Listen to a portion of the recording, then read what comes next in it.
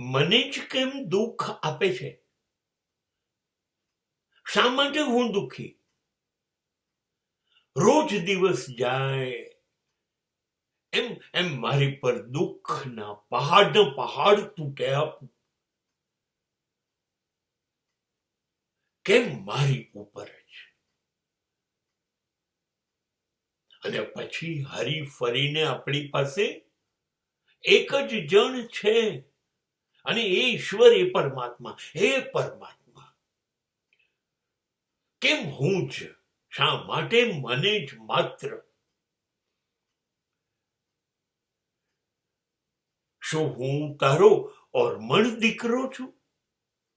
શું મને તે અહીં મોકલી આપ્યો દુઃખી થવા, અને પછી ભૂલી ગયો હું તારો દીકરો છું?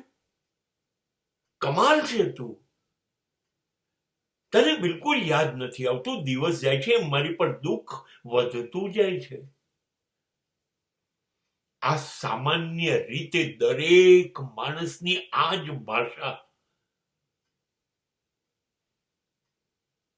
આ જ વાત હોય છે. પણ મને એક વાતનો પાક્કો ભરોસો બેસી ગયો છે કે જેને ઈશ્વર દુઃખી કરે છે, દુઃખ પછી દુઃખ આપ્યા કરે છે, જેને,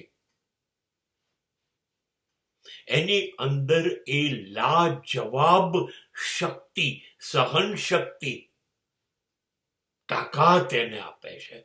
આ મેં દરેક કિસ્સામાં જોયું છે.